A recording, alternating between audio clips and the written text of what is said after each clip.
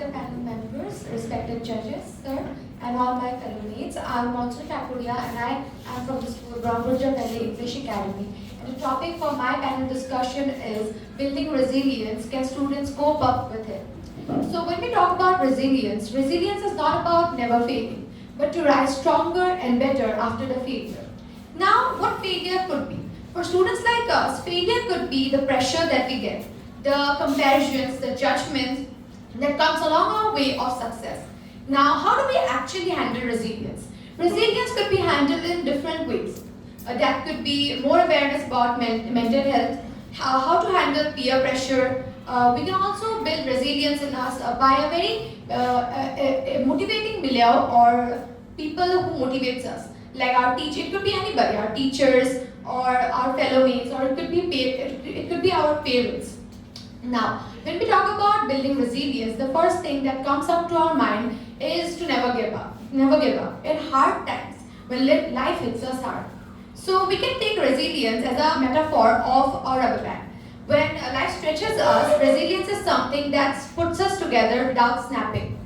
And it also could be compared to a muscle. How much we provide to us different hurdles or obstacles, just like muscles get stronger with more practice, same way difficult hurdles make us very prudential for facing it and make us braver and calmer.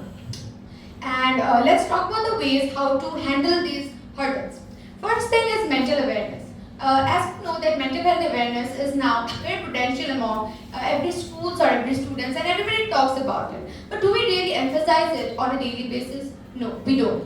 We do talk about it and we just forget, right? But we also need to understand that with our physical health, our mental health do play a very important role. If a student is not mentally very aware of himself or herself or is not fit, they cannot even perform well academically. They need to be physically and mentally both sound to perform well. Next comes a positive environment.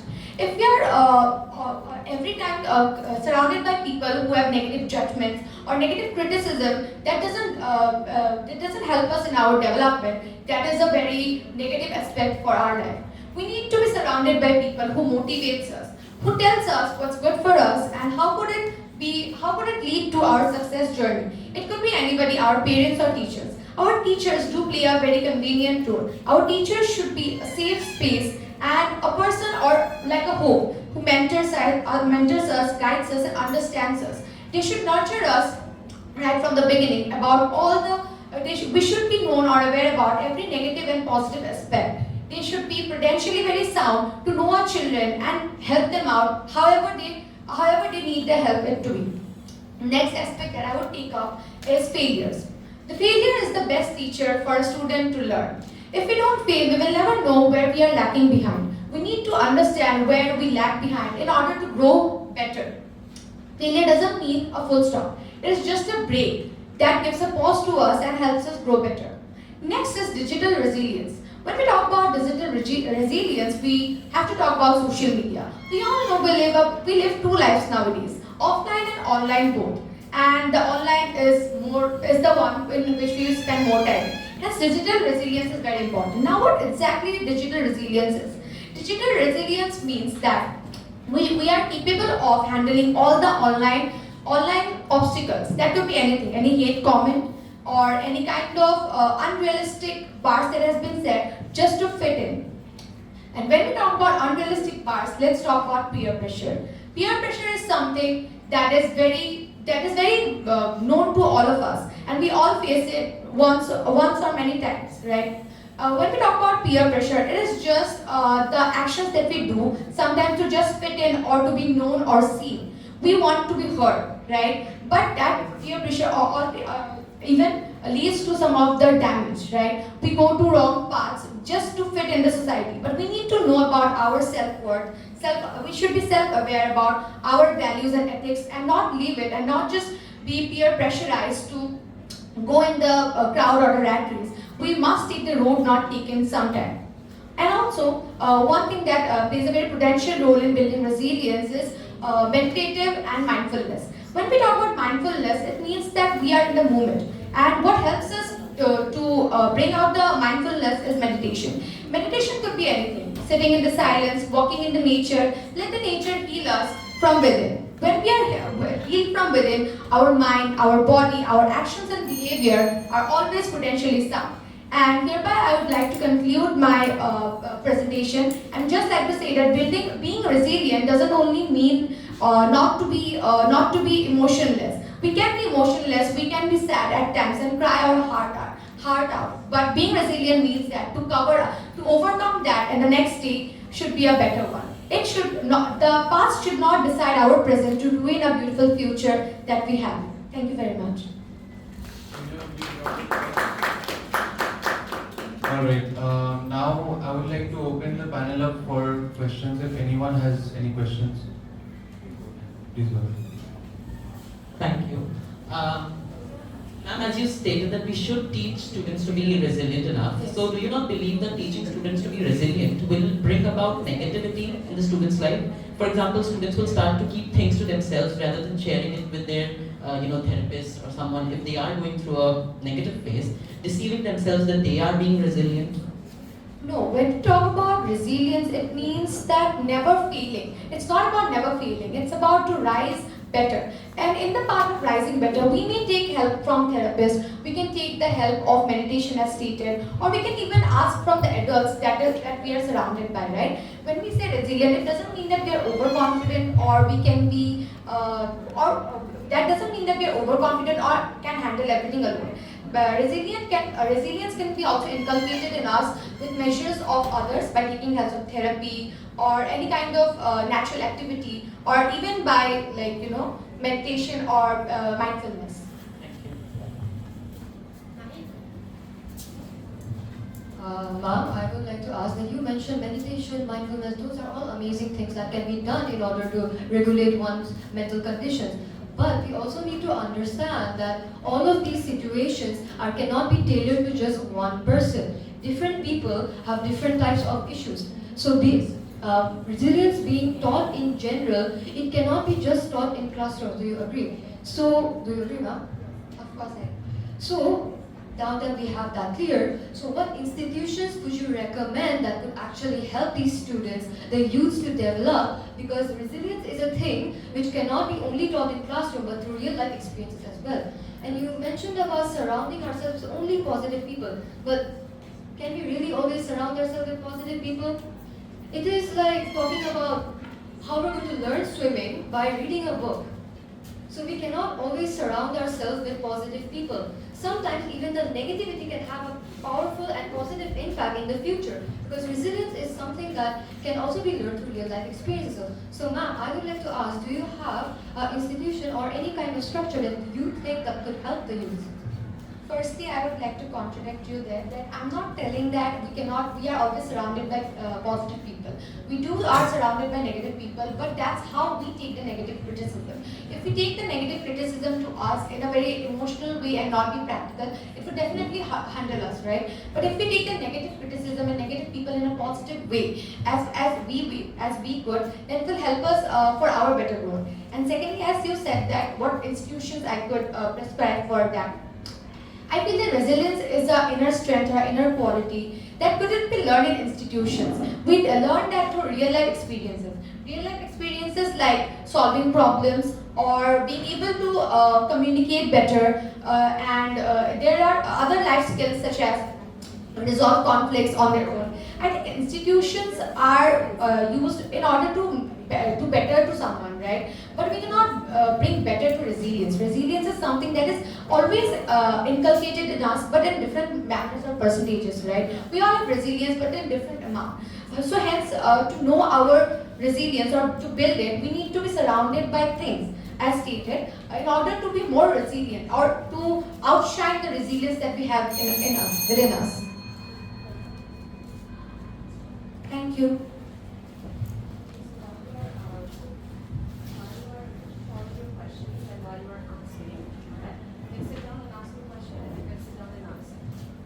You can sit down after you're done presenting. Alright, the next school is St. Francis de Sales School and the presenter is Dharamaditya Pradhan.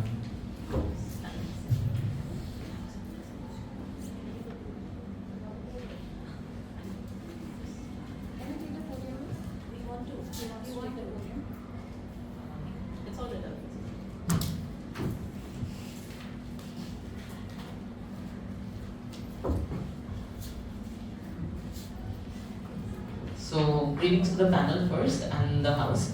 So the topic I'll be presenting is from classrooms to creative spaces. This is me, Aditya Pradhan, representing St. Francis de Sales.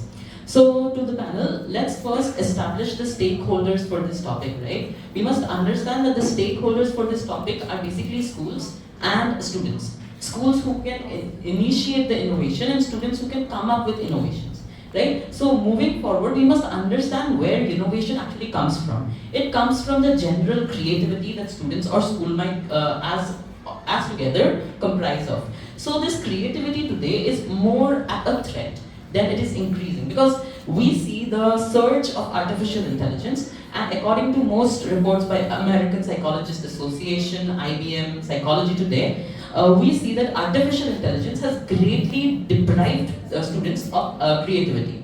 Now, Maya Angelou once said, you can't use up creativity, the more you use, the more you have. But we need to actually use up this creativity to have more of it, right? So as to use up this creativity, we need to give the first stakeholders, the students, the initiative to take such creative steps to come up with innovations for their own classroom and surroundings. Talking about surroundings, we come to the next point, that is outdoor learning. Now we see Shantiniketans usually go for outdoor learning because they believe that the world is the best classroom we can have. And since the world is the best classroom, therefore we should implement this in most schools.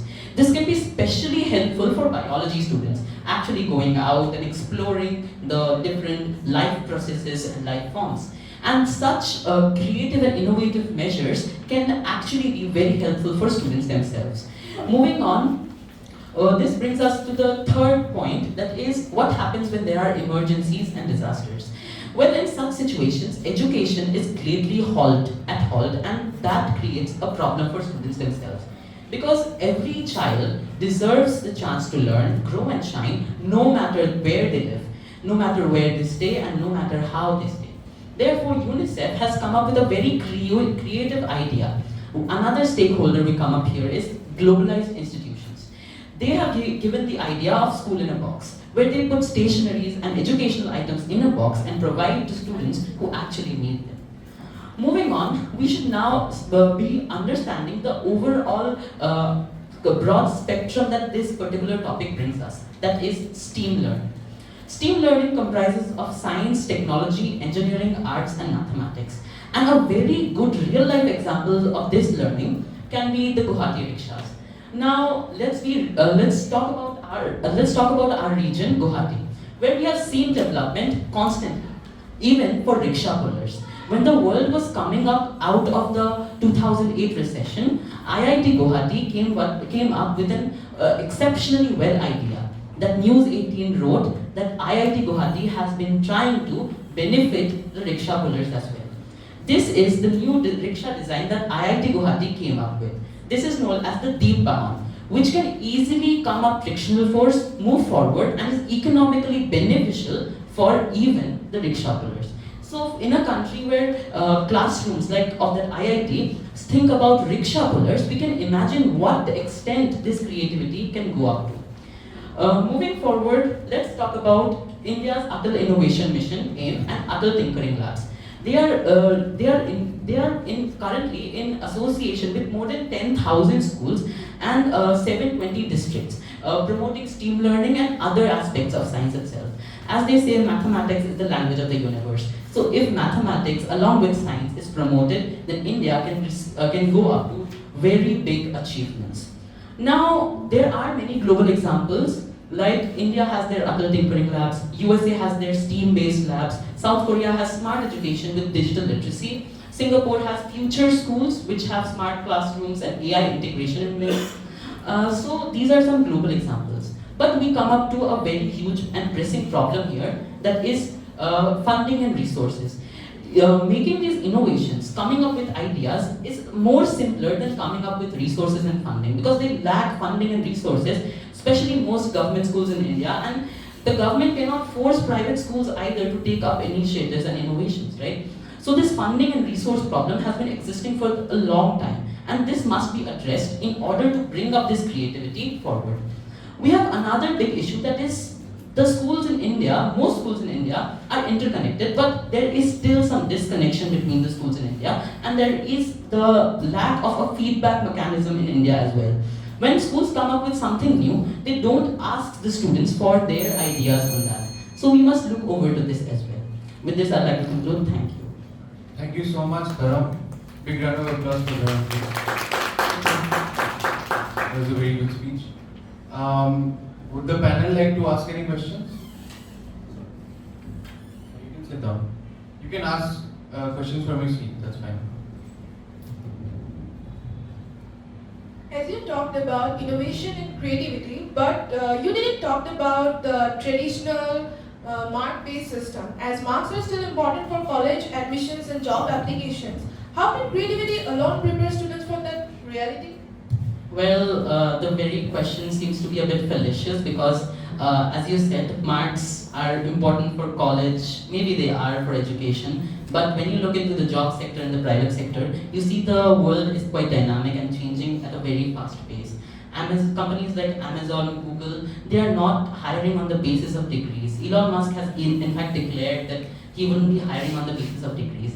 He said that, Elon Musk quoted, that I did not study from Harvard, but the people who are working for me did study from Harvard. So this clearly proves that degree that you carry doesn't matter at all. What matters is your skill, your creativity and innovation, what leads many people to success in modern day.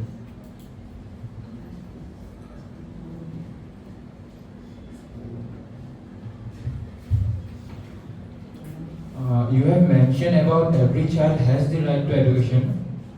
So do you think that child who is born in an underprivileged family in a corner of the country is getting education? If not, then education is a privilege. And lastly, what you suggest?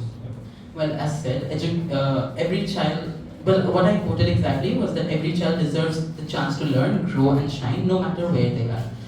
Education is not a privilege. Maybe private education is a privilege, a luxury in fact, but education itself as a broader spectrum, as a broader field, is not a privilege at all. We have the right to education, every child has it, and whether or not they are able to access that education is not the child's fault or the child's family's fault entirely. It might be, there are a lot of stakeholders, as I said, so the fault comes from all of these stakeholders partly. And the solution to such problems is already, I already mentioned a solution like UNICEF School in a Box. Children who are facing disasters, who are facing socioeconomic issues, who are very underprivileged, where education as a whole cannot reach, UNICEF tries to reach there. And this is just one of the initiatives taken by UNICEF. There are multiple UNICEF initiatives, multiple UNESCO initiatives in fact, and such initiatives can help bring up children from poverty, giving them education and the life they deserve.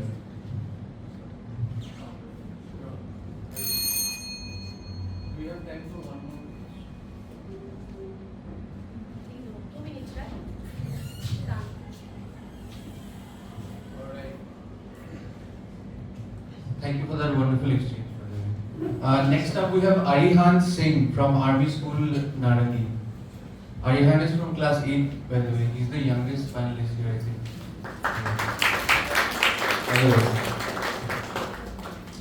Good morning, everyone.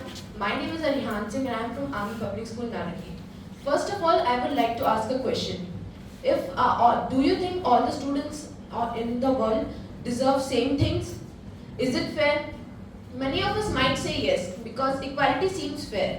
But if we think it more deeper, then the answer would be no, because every student have different needs, and the real fairness is to give everyone what they need, not everyone same. This is what inclusive and equitable education means. Inclusive and equitable education is not just a goal, it's a promise. Inclusive and equitable education should be given to every student regardless of their ability, gender, caste and social background. This idea might seem noble, but in real life implementation, it has many challenges to be faced. For example, many schools in the world have teachers which are expected to teach 40 to 50 students, including children with special needs. Most of the schools are not equipped with resources like ramps, special educators, braille books, etc. Even with children with special needs are put into regular classrooms, face problems like bullying, stigma, or emotional neglect. The UNESCO Global Education Monitoring Report has also stated that around 40% of countries have still not taken adequate measures to help learners with special needs. So what's being done? In India, the National Education Policy or NEP 2020 has felt the need of including inclusive, equitable and flexible learning for all. It also highlights points like creating barrier-free access to school, teacher training in inclusive pedagogy and resource rooms for children with special needs. This shows that India is not ignoring the issue. The real problem is with implementation of such laws and policies, because laws and policies just show the direction. What classrooms really need is trained teachers, resources, and most importantly, a change in our mindsets. Some international models have shown that inclusive and equitable education could be a great success. One of them is Finland. In Finland, the education is free for all and compulsory, due to which today Finland has the literacy rate of about 100%.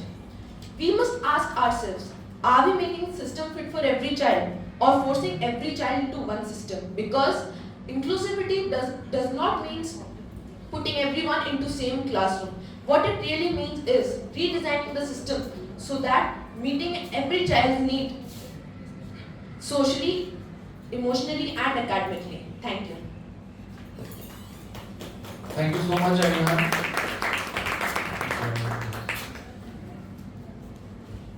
Okay, so the panel is open for questions. Would anyone like to ask?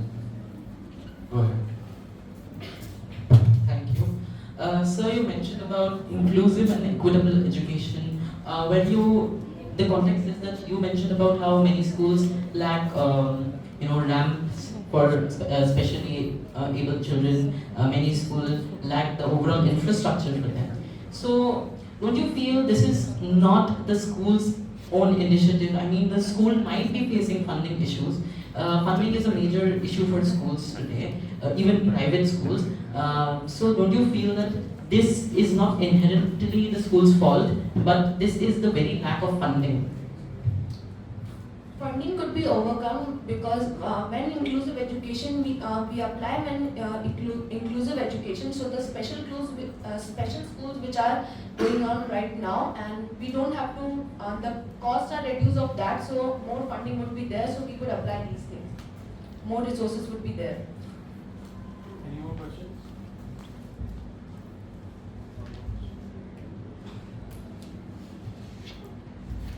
You mentioned that laws and regulations is one of the factors that is stopping equal education and opportunities, right? It's the meaning of the same. I told that laws and policies do exist, but the implementation of laws and policies are not going very, it's a great test for the world. So my question is that we people elect the representatives that make these laws, right? So we people of the citizens of the country represent the people, the parliament, and so they make the laws and regulations, right? So that's our responsibility to elect the people, apart from religion and caste and that one, by seeing the manifestos of them, right? Do you agree with that? That the people of the country is one of the factors that's stopping the education to be equally spread. Thank you for the question. No, I don't think so, because people elect the representatives, and due to corruption and other factors, the education policies are not in laws and policies could not be. Laws and policies are good. Laws and policies are given by the government, but due to resources, because they are not good resources, so they could not be implemented. Okay, alright. Thank you, Arihan. Next up, we have Rishita Yadav from Maria's Public School. You can, I think it would be better if you sit and present. Thank you.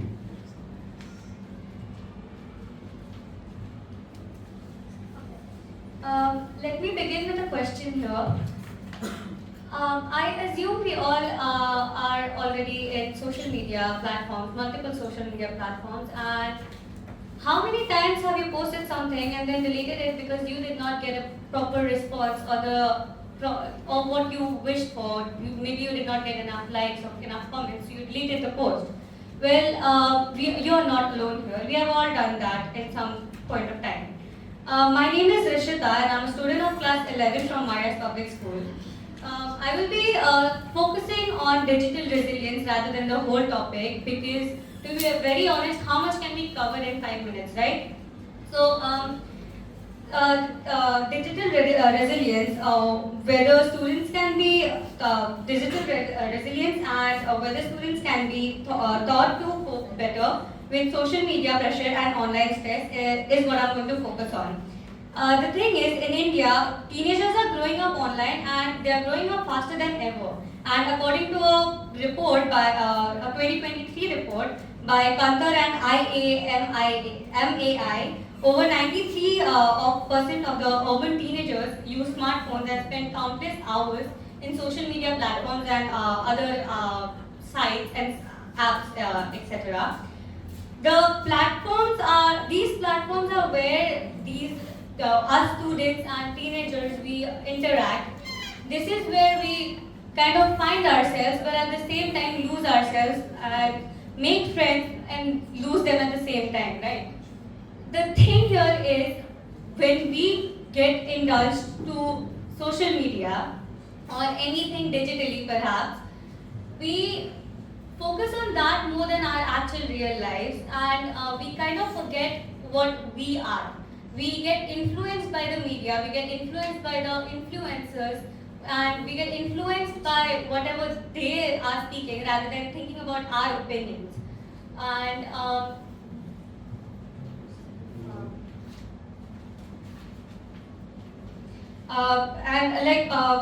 due to all that, we face a lot of things like peer comparison, cyberbullying, and a lot of other things too. And these things collectively impact our emotional well-being, which looks very invisible but in fact is very real. And even UNICEF India has linked excessive screen time to rising causes of anxiety, low self-esteem, attention difficulties, and sleep disturbances among adolescents. Now, despite being active digital users, we still don't know how to control ourselves when it comes to all this. And we lack the knowledge to manage our emotional toll on. We lack to manage ourselves when we enter the online world, right? So these issues can be tackled because here's the thing is resilience is a thing that can be taught.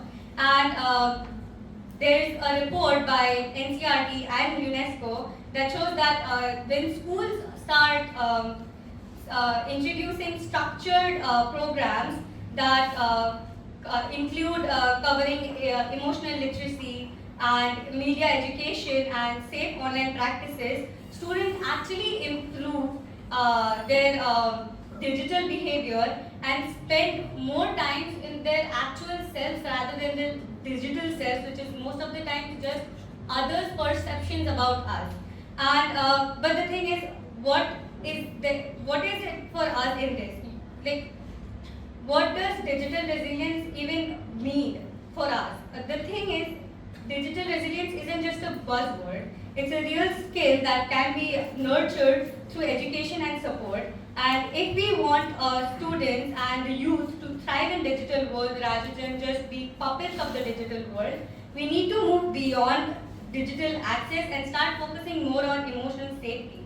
At this point, what we are all doing is trying to make digital things more accessible towards all the teenagers and the youth perhaps, but we are not really focusing on the toll that it takes on the person's emotional being. So by doing by taking care of what the students and the youth think emotionally, we can grow into citizens that are smart, self-aware, and empathic, and resilient. Alright, thank you so much, Rishida. Can you have a big round of applause for Rishida? Yeah, any questions? Alright, let's start. Let's start from. Go ahead. Miss, you said about resilience being taught in schools. You said that we have stress and mental trauma because of the digital bullying and other activities. Rather than building resilience, why can't we cut these activities like such? See, cutting the digital factor from a student's I say curbing digital bullying. Why can't we teach how not to do digital bullying in schools? I'm not saying curbing. Okay, very sorry. See, the thing is, both of these things, learning how to tackle them and teaching how to not do it, can be done hand in hand together. Because let's be very realistic here. You cannot just say someone that don't do this and they actually would listen. That never happens, right? But you can teach them how to, if that happens to them, if someone bullies them, you can teach them how they can tackle that thing rather than like. Obviously, teaching them how to not bully is a very good thing, and if they learn that, is also a very good, great achievement. But it cannot completely just vanish from the world. Bullying cannot just completely vanish from the world. It will always be there. So, rather than just focusing on how to not bully people and like teaching them how to not bully, we can focus on both of them together. But just this one, I think she is saying that criminal तो crime करेंगे, but हमें सतर्क रहना चाहिए. But I don't think so that is correct. But my question is that our teenagers should be held responsible for not controlling their reckless behaviors towards the screen, or the parents who should be held responsible for providing a phone to an underprivileged individual by an adult and mature individual. Our teenagers should be held responsible for not controlling their reckless behavior towards the screen, or the parent who should be actually held responsible for providing a phone to an under-mature individual. So, see, the thing is, both the parents and the children, both are very new to this digital world, right? We are the first generation who are actually going through all this, like having all these phases, Instagram, Facebook, new things are coming every single day. And no matter, like, you cannot just, we saw what happened in Corona. No parents wanted to give their children phones. No one wanted that. Until and unless COVID came and they were forced to give them phones because online classes were the only way they could access to schools, right? So I won't say one of them particularly should be held responsible for their behaviors or like giving phones or whatever.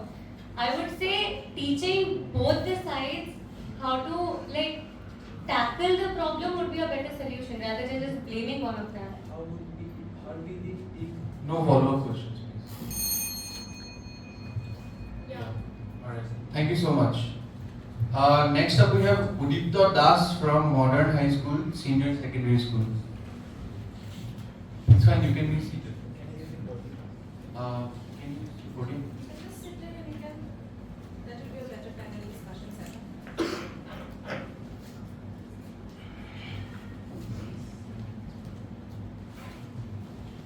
A very good morning everyone present here. In today's highly competitive world, the youth of our country should be competitive, competent and highly adaptable to any work and any environment. To help the student cope up better, there are some key requirements that I will discuss further. Very good morning. This is Udipta Das. The building resilience can student be taught to cope better. So, many factors like spoon feeding, overindulgence and unhealthy worries of parents and elders become obstacles for children in expressing their thoughts and dreams openly, simply out of fear of disappointing their parents.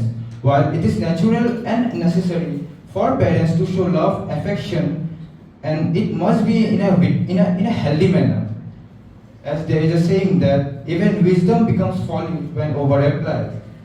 So when we know that the the kind of fruit we will get based on the seed we plant. Similarly, an adult human being is shaped in his childhood, and we can understand a person better by reflecting on their upbringing. Therefore, to build their resilience, we must raise the children accordingly.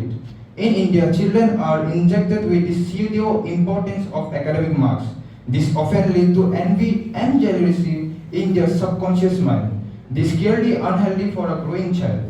Phrases like "अरे बच्चा तू तो अच्छे marks नहीं लाएगा तो जिंदगी में सफल नहीं हो पाएगा" और "बेटा बेटी अगर तू अच्छे मार्क्स नहीं लाएगा तो मेरी समाज में क्या इज्जत रह जाएगी." So, making child insecure. This can lead to trauma and anxiety about not being so-called good child. As a result, many skillful and passionate children lose their dreams and fall into depression. We must see this happening too far on our surroundings. So, parents are primarily responsible for teaching their children about ethics, morals, self-worth, rather than pushing them into a rat race and focus only on persuading marks. Now, when it comes to a child education in India, in my India, the meaning of education has become less knowledge and wisdom and more about rote memorizing, distorted history, and neglect of future relevant fields. A child is appreciated when they bring so-called good marks, not when they demonstrate real understanding of life skills. There is an urgent need of reforms in our education system. Fortunately, some steps have been taken recently by the National Education Policy, which promote analytical and research-based learning instead of just parrot learning. However, more must be done. Our syllabus must reflect the demands of the modern world. Let's take an example of Gurukula system. In ancient India, where students study Shastras alongside practical life skills. Sadly, this balanced approach is missing in my Indian education system. In child's future, it's deeply influenced by what they learn and understand during their foundational years of growth. Therefore, the education system must be reformed. It should include dedicated periods for personal growth, regular mental health sessions with professional psychologists, practical life skills sessions, and one of the most importantly, qualified and unbiased faculty members to prevent the feeling of alienation among the students, which is a very common problem. Now, jack of all trades, master of none, but oftentimes better than a master of one. This course is often misinterpreted, but only when the first line is assumed one of the focus on a single skill. But that's not the entirely true. In 21st century, a person cannot depend on a single one skill. Research shows that companies prefer hiring multi-skilled individuals. This is especially true for startups founder. We need knowledge across multiple sectors. Unfortunately, our education system lacks this approach of nurturing multi-skilled individuals. In conclusion, to make our youth more competent, resilient, and adaptable, firstly, awareness must start with parents. Parents need to get informed about the importance of mental health, personal space, children's dreams, and their autonomy of their dreams. They must become a strong support system. Secondly, education systems are essential. The system should include skill-based learning, future-oriented topics like AI and coding, open discussion about societal taboos, and personality building sessions rather than just memorizing. Thirdly, it's bitter, but as education system is becoming now more as privilege, thus equal access to education must be a government priority. It's crucial that every child, regardless of gender, caste, background, should be received equal opportunity. Only then my country, my Bharat, will truly grow. Now lastly, but not the least opinion, we shouldn't focus on making a child resilient or to cope better, rather than we should focus on making them mentally strong, morally wise, and confident, and last but not the least, capable for the humanity and for better being. By doing just this, the rest will be beside our. Thank you. Thank you so much. Can you have a big round of applause for Vinta? Alright, the panel is now open for questions. Yeah, go ahead. So, sir, you mentioned how in schools we can have professional psychologists. Do you think the schools which are so conservative, the schools which even have counselors, most don't, but the some which do, have underpaid counselors actually? as shown by many researchers, research that mostly school counselors are very underpaid. And the schools are very conservative about mental health and so and so, because in India, unlike the Western world, mental health and physical health are not equatable. So do you think schools will actually take up the initiative to bring about professional psychologists for this? Yeah, surely that's what my point was, that promoting the personal means consulting psychologists, their must should be in school, because in this bhagam thori world, the student gets very depressed. Like even I was one of them in past. Therefore, I know that personal consultation and psychologists should be there in school, and school should promote that, and to be open-minded. That psychologist hoga to ye pagal hi hoga. That's I think so not the true thing. Psychologist hoga to pagal hoga, to pagal hi nahi. That should be I think so. I'm saying about ground reality. So that's all. Thank you. Could you pass the mic? Could you pass it to the girl? Because you had a question in the previous. Yeah. So you said that there are various policies that has been introduced in order to build resilience. So what could be the role of teachers or institutions that help build resilience? Or what are the life skills that could be implemented to build resilience? After the parents, the schools and institutions are the most important figures for building a student life, because they are after the parents. We spend our most of the time as a student in school, right? So it is the responsible for the students, for the teachers and the institution to build a character, not a obedient, not a rat racer, but a morally correct, intellectual student, so that they can think. Because a great mind said that I am because I think because I am. That's the quote actually. Therefore, the autonomy of thinking is must by the school institution. Yes, but how do we do that? What are the life skills? Sorry. What are the exact skills you can state? Like you said that teachers helps for building resilience. Most importantly, morals. Morals are important.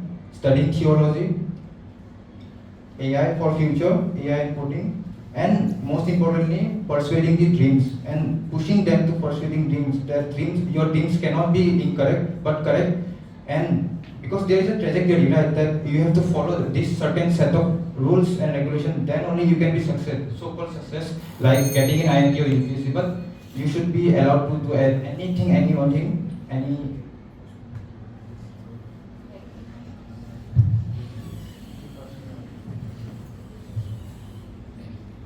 Okay, thank you so much, Ulipto. Next up, we have Shaina Roy from Faculty Higher Secondary School, North 1. So, a very fanatic morning to one and all present here. I, Shaina Roy, representing Faculty High Secondary School. So, my topic is from classroom to creative space, innovative practices around the globe. So, according to my opinion, I believe that education shouldn't be limited to classrooms and blackboards. For example, countries like Finland and the Netherlands have moved to creative methods. They use project-based learning, less homework, more play, and practical experiences. This makes education more student-centered rather than exam-centered.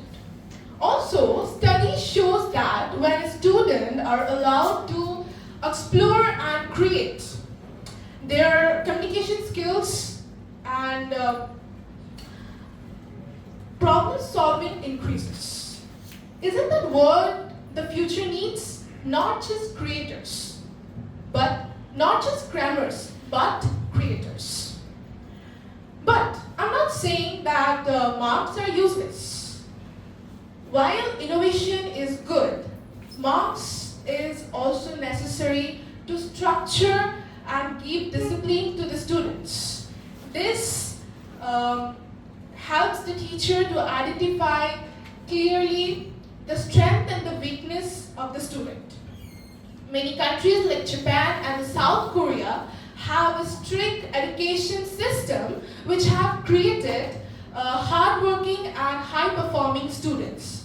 But as we all know that everything has its advantages and disadvantages, the marks gives stress to the students as they are pressurized from their family to get high percentage, and they are compared with the other students. And in South Korea, there are many high suicidal rates, and the reason behind their suicide is marks. So we can cope up with it with a balanced perspective also. I think that there shouldn't be a battle between marks and creativity, because both are needed. Both are important for the total development of a student. Think of a class where teachers teach the students or the topics in different formats like videos, activities, role plays, but still they have regular examinations to test their understanding.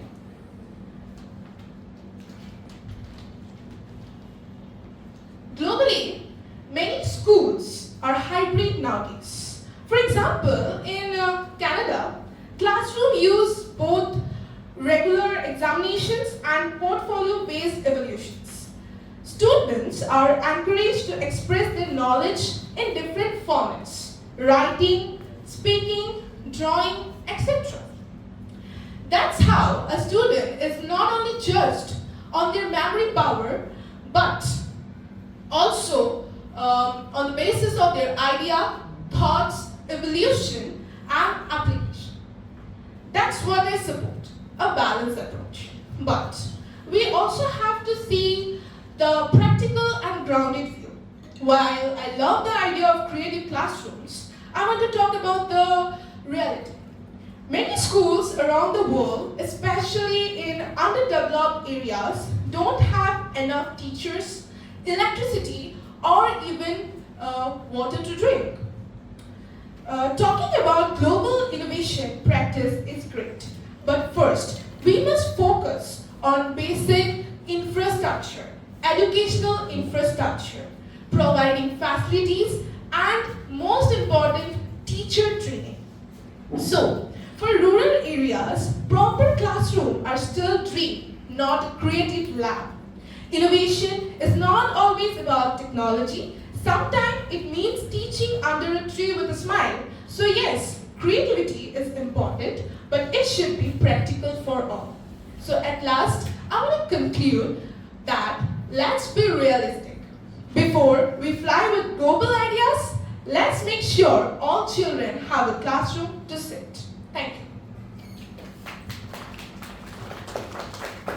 Thank you so much, Shaina. The panel is now open for questions. Yeah, you go first.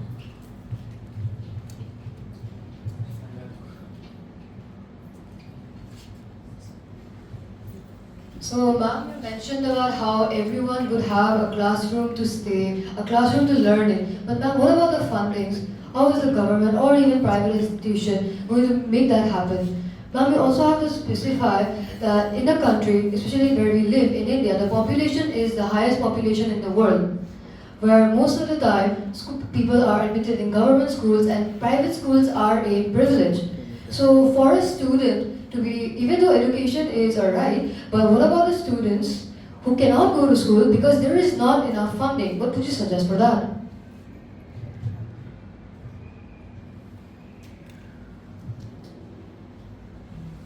For the rural students who doesn't have like proper funding for studying and all, I think for them, we can take them to nearby schools or colleges, or even we can take to them the fields so that they can learn by they can learn by seeing how to use the tractiles, tractors and all, and even they can learn in which year the crops should be built and so on.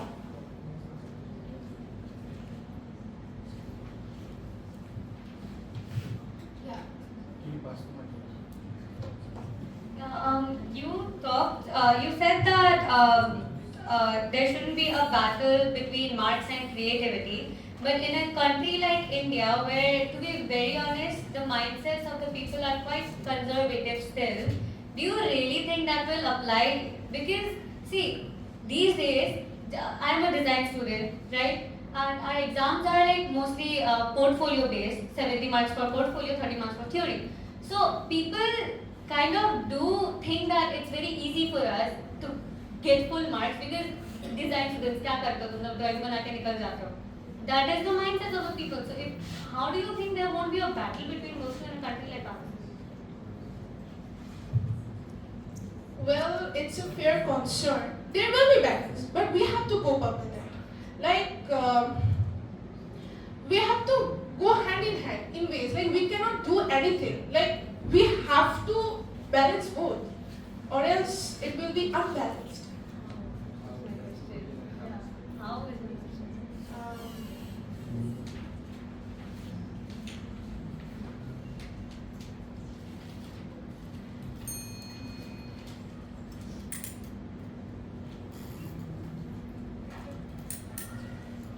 I think there should be freedom for the learning process. Like, there should be freedom for everything.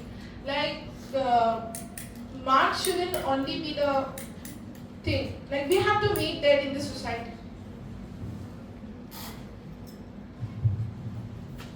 Okay, thank you so much, Shaina, and thank you for the thoughtful questions, everyone. I'm quite surprised by the level of questions. Okay, next up we have Meghna Deka from Delhi Public School, Guwahati.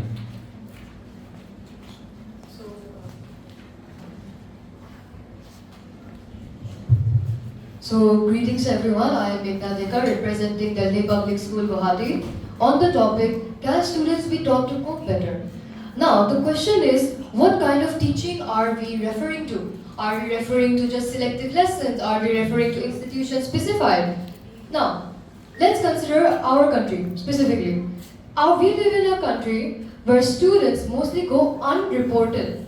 Their issues go unreported. There is 51% of Indian students who are said to be depressed or have anxiety. But that is only the reported percentage. What about the people who never report? Because they are scared. They are scared that they will be judged.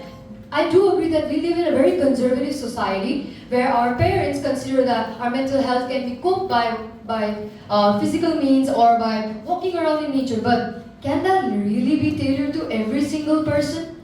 No, it cannot. So let's talk about how institutions themselves can implement teachings for resilience. Not just teachings like lessons, but teachings that actually help them cope. Now, firstly, let's understand how this structure will work. This structure will involve multiple tiers. Tier 1 will be for general students, for everyone, for mental health awareness and how there can be different coping mechanisms. Because, ladies and gentlemen, if we don't teach and explain and don't spread awareness about resilience and about coping, it could lead to self-harm or the ripple effect. Now, what is the ripple effect? The ripple effect is the expanding of a result of an action or an event.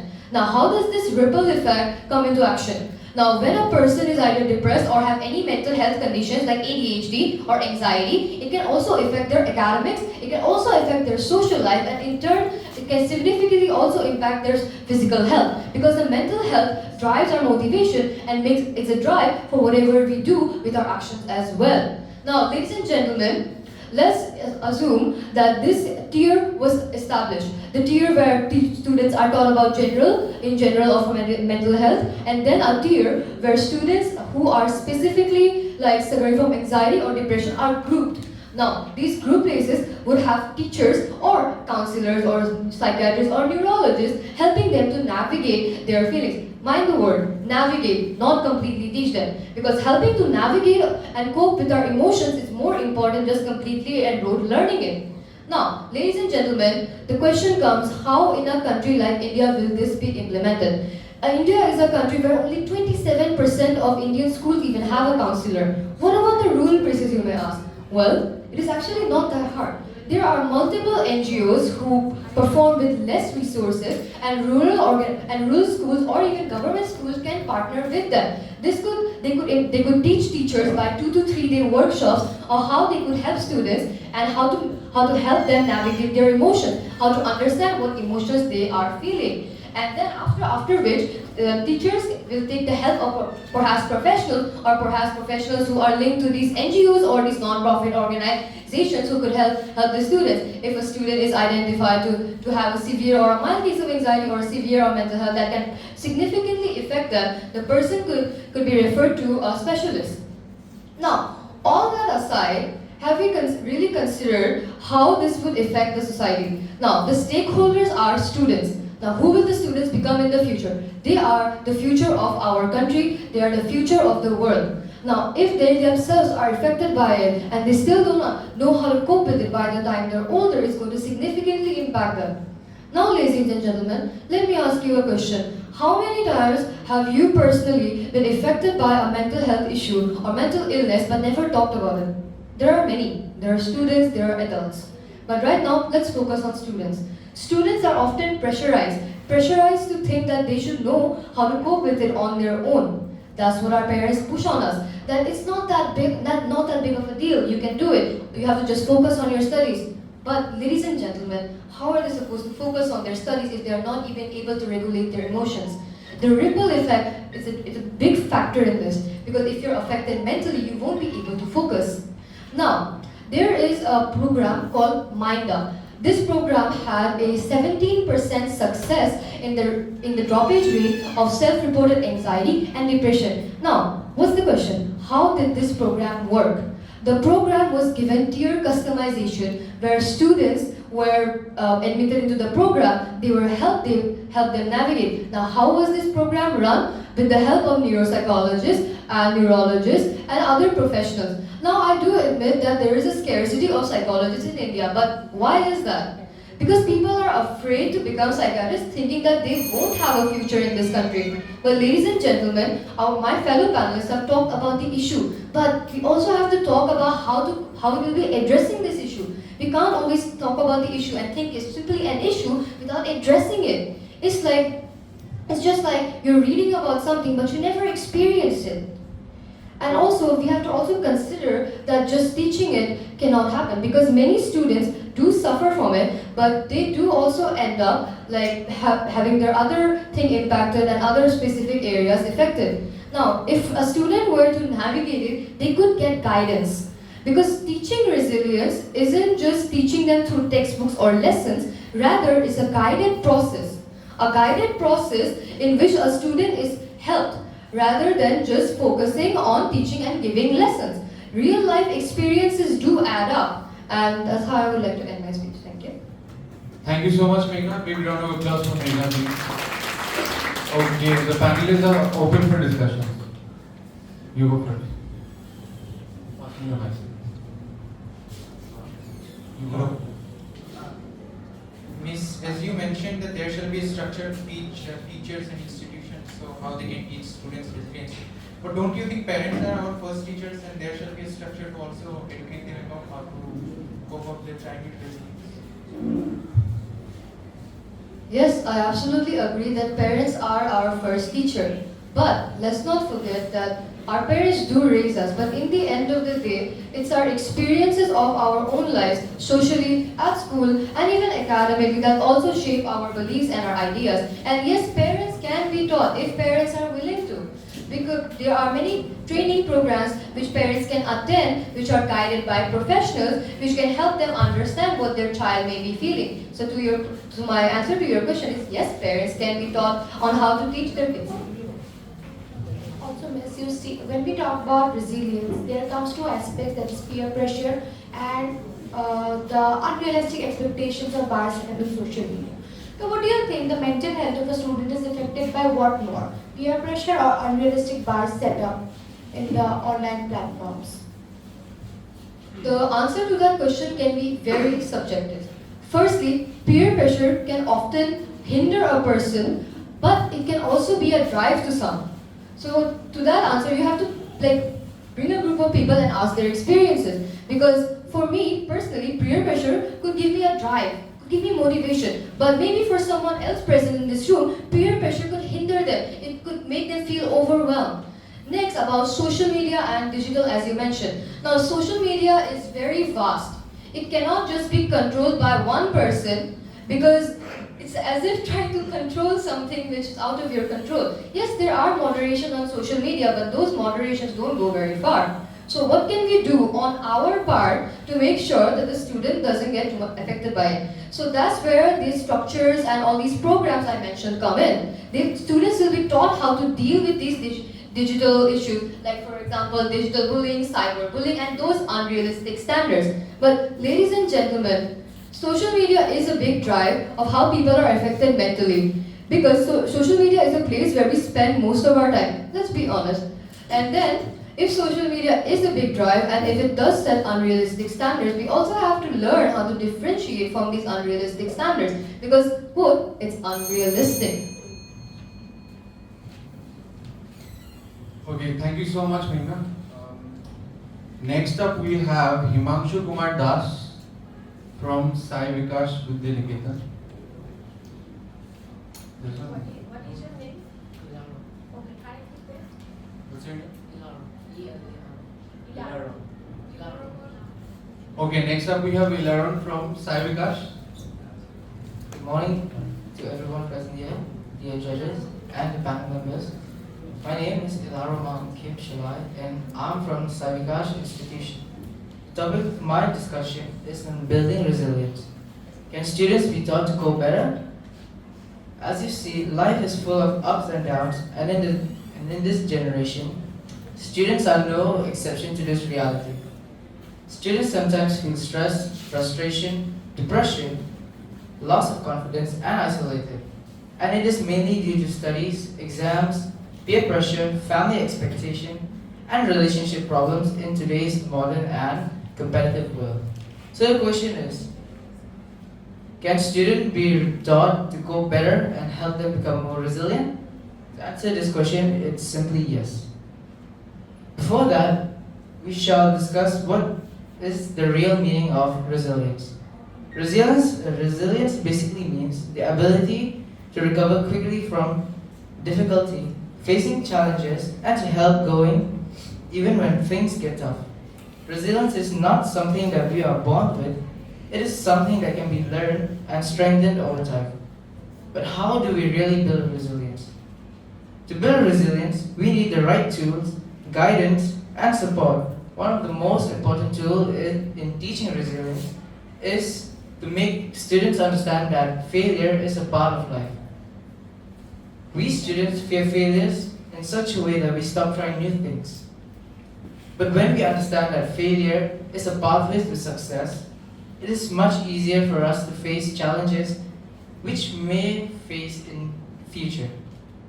Building resilience not only helps us to face challenges, but it also helps us to be aware of our thoughts and feelings.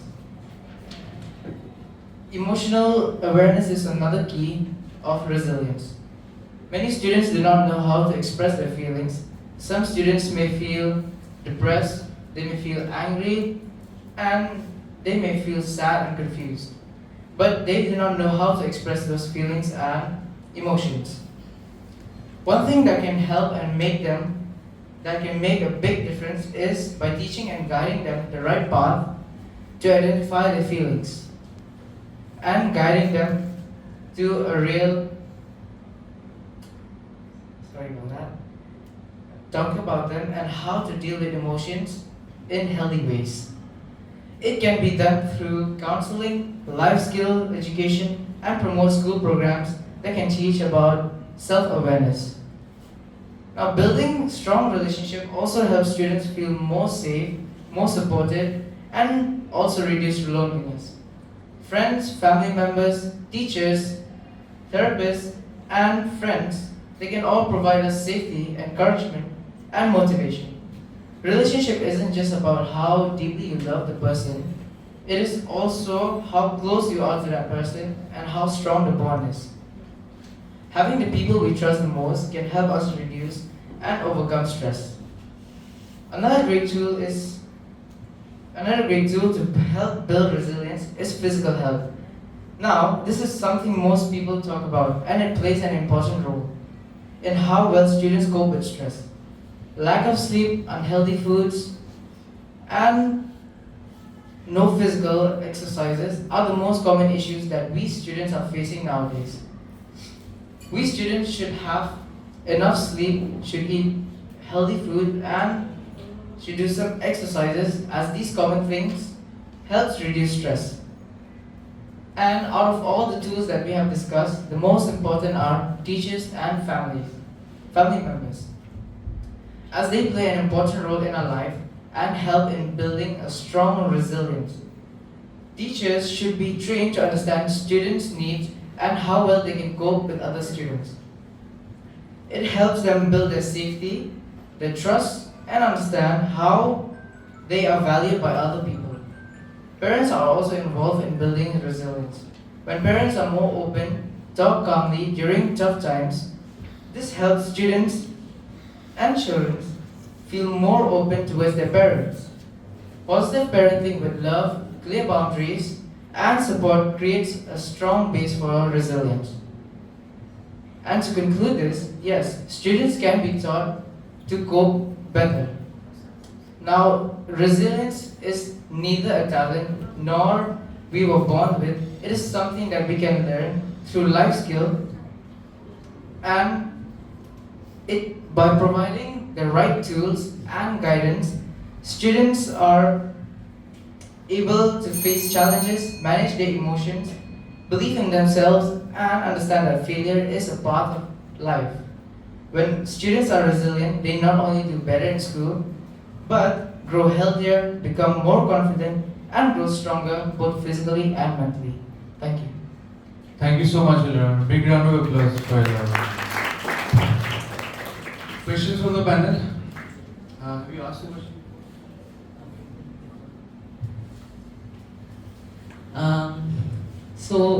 Sir, you talked about how enough sleep and healthy food can help us to cope better in life, citing physical health. But do you not believe enough sleep and healthy food are luxuries? I mean, especially for a nation which has only 10% of its population earning enough to sustain a healthy food and a good sleep. What alternative do you present to healthy food and good sleep, so as people can get more healthy, regardless of any access to money or funds? Well, to answer that question, yes, food and enough sleep is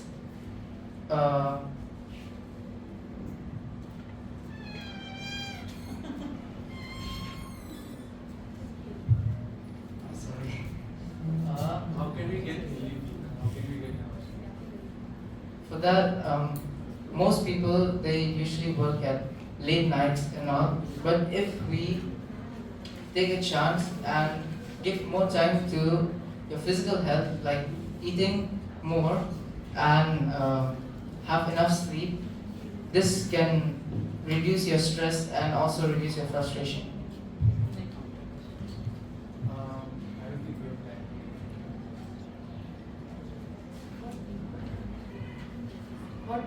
What role do a school play in building resilience? So like if you introduce programs like resilience based on that topic, in school we can teach a lot of students about how they can build resilience and how they can manage their emotions and their inner thoughts. So that if we introduce school programs, we can help children build a strong resilience, a strong base resilience. Okay, thank you so much, Ilara. Next up, we have Arunab Das from Modern English School. Go ahead. Good morning, everyone. Respected judges and dignitaries present here. Today, I, Arunab Das of class 12 from Modern English School, is privileged to present my opinions on the topic building resilience. Can students be taught to cope up better? First of all, I would like to ask you all a question. Please raise your hands if you think ball A will reach faster. Sorry. Please raise your hands if you think ball A will reach faster or ball B. Ball A.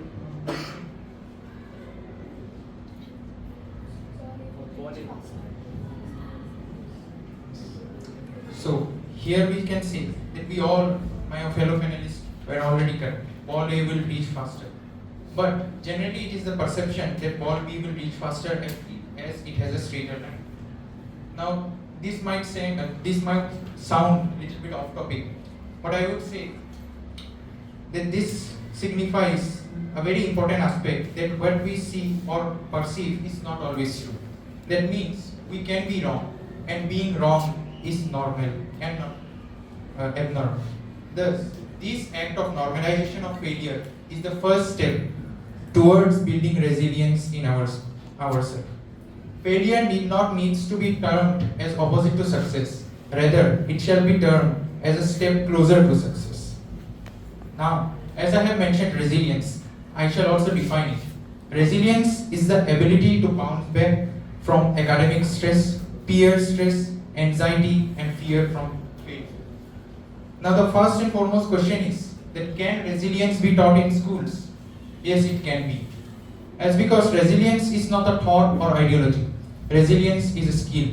Rather, it is an agglomeration of skills.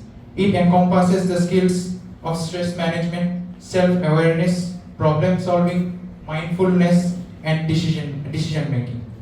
It is also not innate, means from birth only we do not have this skill. We need to learn it, and there need to be a supervision while learning it. So here comes the role of teachers. Teachers play a very crucial role in helping us to teach resilience and coping up better. Teachers, first of all, I would say that to build resilience in students, teachers themselves need to have resilience. Teachers need to handle any kind of student, any kind means any behavior of student, and this will open up an equitable way for everyone for learning. For example, our constitution, through affirmative action, gives special reservations to the backward classes. Now, the constitution argues that this is not a special privilege, rather it is an approach to make a level playing field. So I would say that the students who are lagging behind or could not cope up with the normal pace are worthy of teachers' extra resilience, patience, and extra care.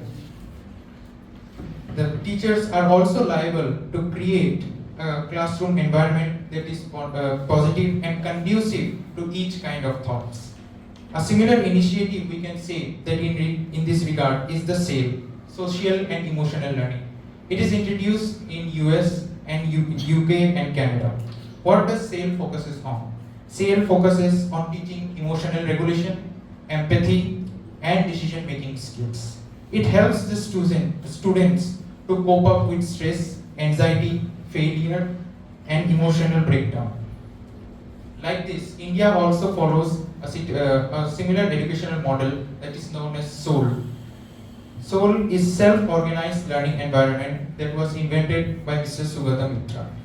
Now, except from teachers, can resilience be taught? My answer is yes.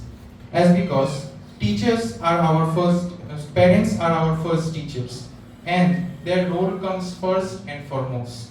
Thus, from childhood only, parents can develop our habits of sharing, adhering, and respecting to others. Ultimately, this development of habits will lead up to coping up or resilience building. Now in schools, till the age of 16 or 18, we spend half of our life in schools. Thus, in schools, we have sweet memories as well as bitter memories. But it is normal to have sweet as well as bitter memories. But those memories shall not dent our confidence or create trauma and stress to us. I would say, in this regard, mental health has a very prevalence. So, schools have initiated camps and counseling sessions on their own, providing a positive and inclusive environment. Moving on towards learning through peers. Peers are an important component of our environment. Thus, peers helps us to learn competitively, which is the competitive learning skills, and it also builds up resilience against emotional factors like shielding us from social media pressures and etc. So, ladies and gentlemen, and my fellow panelists, I have presented my core views on this topic. But it is not my analysis or arguments that will foster resilience in you. Rather, it is you. And you, I mean you yourself. Thank you. Big round of applause for Aruna, please. Alright, the panel is open for questions. Who's asked the least amount of questions here? Anyone who's asked one question? You asked 3 questions.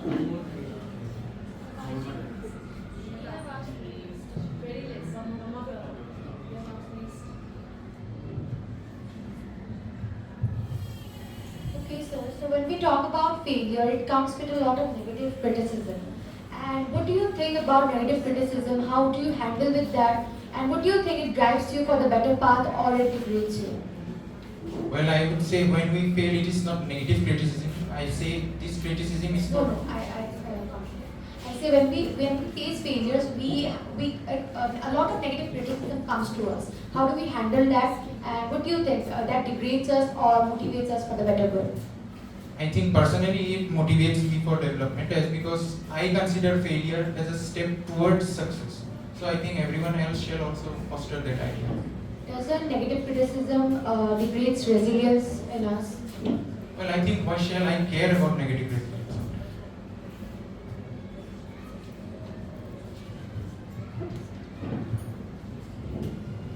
Sir, I would like to make one thing clear from your side. You opened with the definition of resilience, calling it an ability. The very next moment you went on to define it as a skill as well. So can you make things clear? Is it an ability or is it a skill from your part? I say resilience is an ability to bounce back. Now to have that ability, I need to know the skill. So assuming that you meant the skill of bouncing back, which is resilience. I said the ability to bounce back, not the skill to bounce back. I said resilience is an ability. So assuming the skill you mentioned about is resilience, my question would be, how can teachers learn this skill? As you said, teachers must learn this skill. So how can they learn this skill first of all, and how can they make others learn this skill as well? As we know, teachers are not therapists or psychologists. They are still teachers, conservative teachers, who still have a taboo around mental health. So how can teachers learn such things in school, especially in institutions? Well, with due respect, I don't know about your teachers, but my teachers are a bit counselor and they know about mental health. So I would like to say that teachers are an important role. As I said, till the age of 18 or 16, we spend most of our time in schools. So I think teachers need to inculcate that habit. There may be, the schools may organize teaching sessions or the resilience building sessions. And I think teachers are liable to create a positive and inclusive environment. So I think that.